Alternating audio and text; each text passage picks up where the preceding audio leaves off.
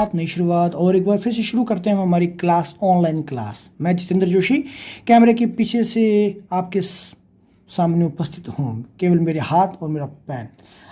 पिछली क्लास में हमने समांतर माध्य की विशेषताएं कर ली थी और आज जो हम करने वाले हैं भारित समांतर माध्य। देखिए, समांतर माध्य ही रहता है, उसमें कोई विशेष अंतर नहीं आता है कि भारित है या सामान्य माध्य है।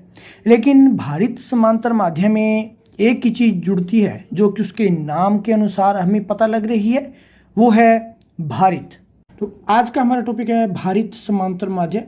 और जो भारित में भार शब्द है वो हमारे लिए महत्व रखता है कि भारित शब्द क्या है और किस प्रकार से जो है वो हमारे लिए ये इम्पोर्टेंट है। देखिए, समांतर माध्य के परिकलन में कभी कभी विभिन्न मदों के लिए उनके महत्व के अनुसार भार निर्धारित करना होता है। अगर मैं ये कहूँ कि आपको दो वस्तुओं को समांतर माध्य ज्ञात करना है तो आप क्या करते हैं? आप समांतर माध्य ज्ञात करने के लिए जो है वो सबसे पहले मान लीजिए वस्तु एक जो है वो है P1 और वस्तु दो वो है P2। तो आप क्या करते हैं, दोनों के मूल्यों को, टोटल मूल्य को योग कर 2 से भाग कर देते हैं। तो आपके पास जो है यहाँ x बार यानी कि समांतर माध्य प्राप्त हो जाता है। ये जो होता है ये क्या है, हमारा सामान्य समांतर माध्य रहता है। इसमें कोई भी तरह का भार इंडिकेशन नहीं रहता है। अगर मैं सामान्य शब्दों में लिखूं तो समांतर माध्य के परिकलन में, समांतर माध्य के परिकलन में, समांतर माध्य के परिकलन में कभी कभी विभिन्न मदों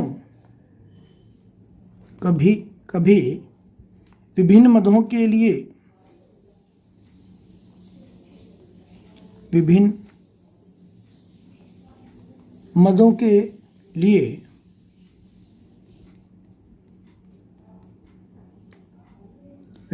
के लिए उनके महत्व के अनुसार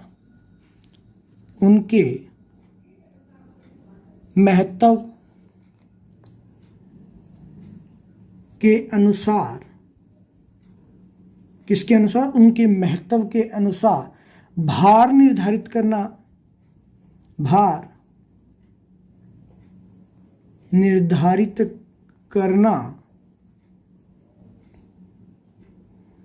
होता है। जैसे मान लीजिए उदाहरण लिया हमने P1 P2 बटा में 2 यानी कि पहली वस्तु की कुल कीमत दूसरी वस्तु की कुल कीमत के योग को हमने करके निकाल लिया कि हमारे पास थे जी 40। पहले वस्तु पे खर्चा हमने किया, दूसरी पे हमने खर्चा किया 50। तो दोनों वस्तुओं का औसत खर्चा हमारे पास कितना था? 90 बटा में 2 यानी कि 45 रुपये।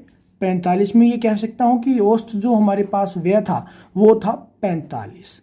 लेकिन मैं ये कहूँ कि हमने पहली वस्तु की जो है वो कुल इतनी मात्राएं खरीदी थी और दूसरी वस्तु की इतनी मात्राएं, तो उन मात्राओं के निर्धारण के लिए हमें यहाँ क्या आवश्यकता पड़ती है? भार की आवश्यकता पड़ती है। अब मान लीजिए प्रथम वस्तु की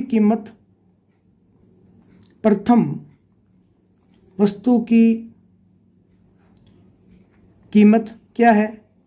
P1। और जो द्वितीय है उस वस्तु की कीमत कितनी है? P2।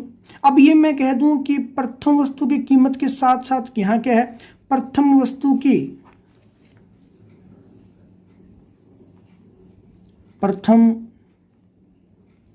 वस्तु का भार क्या है? Q1। और द्वितीय वस्तु का भार क्या है? Q2। ये जी हमारे यहाँ कीमत और मात्रा दोनों निर्धारित हो गई। अब इन मात्राओं के आधार पर यदि मैं कहूँ कि हम किस वस्तु को अधिक महत्व प्रदान कर रहे हैं तो आप उसका निर्धारण भार के अनुसार करते हैं कि किस वस्तु की क्वांटिटी ज़्यादा मात्रा में हमने प्रयोग की है, वही जो है उसका क्या रहता है? भार रहता है। ठीक है, जैसे मान लीजिए पहली वस्तु की कीमत P1, तो पहली वस्तु की मात्रा कितनी है? Q1। प्लस पहली दूसरी वस्तु की कीमत P2 गुना दूसरी वस्तु की मात्रा। तो जी ठीक है, आप बोलेंगे कि आपके कहने अनुसार हमने जो है वो कीमत और मात्रा प्लस कीमत और मात्रा को गुना कर लिया, लेकिन माध्य यानी कि भारित माध्य ज्ञात करने के लिए अब इसको डिवाइड किससे करेंगे, कि क्या 2 से करेंगे या कीमत से करेंगे या इनकी मात्राओं से करेंगे। तो हम यहाँ इनकी जो है वो इनकी मात्राओं से इसको डिवाइड करेंगे, इनकी मात्राओं से डिवाइड करेंगे और जो भी मात्राएं यहाँ आ गई उनको योग करके भाग दे देंगे। अब जो मैंने ऊपरी उदाहरण लिया था वही, मान लीजिए पहली वस्तु की कीमत 40 रुपये थी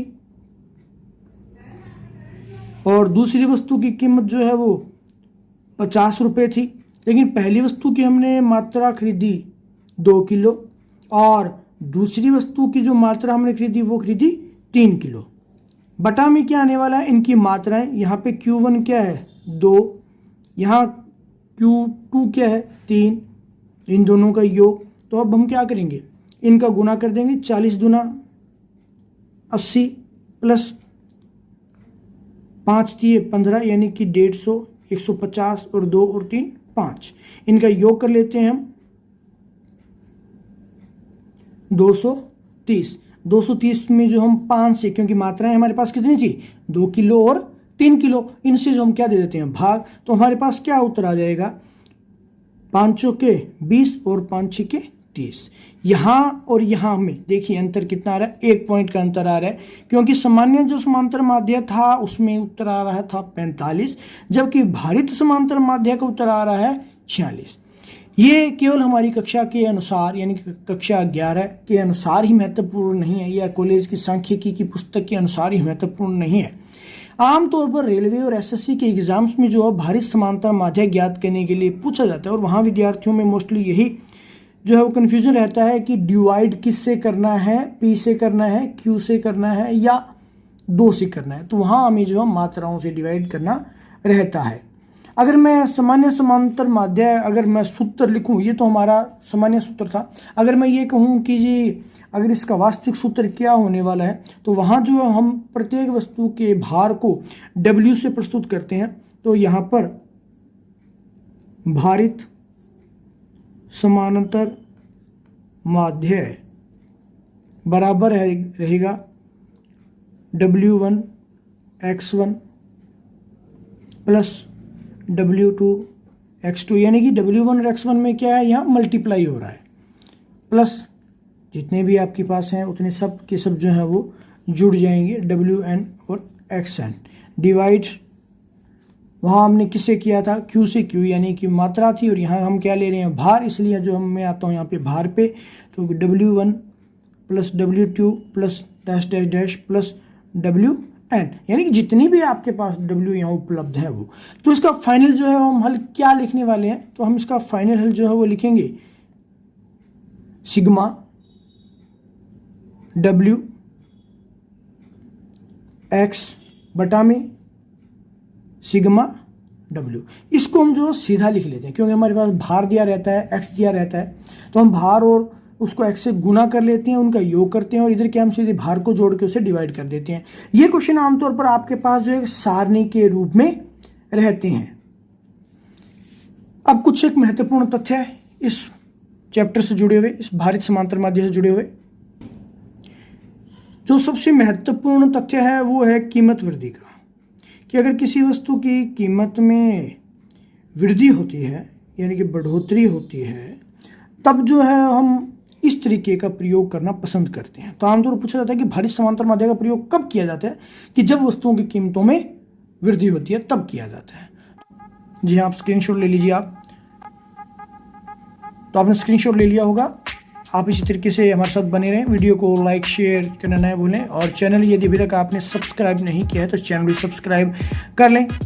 आपका दिन शुभ रहे। जय हिंद, जय भारत।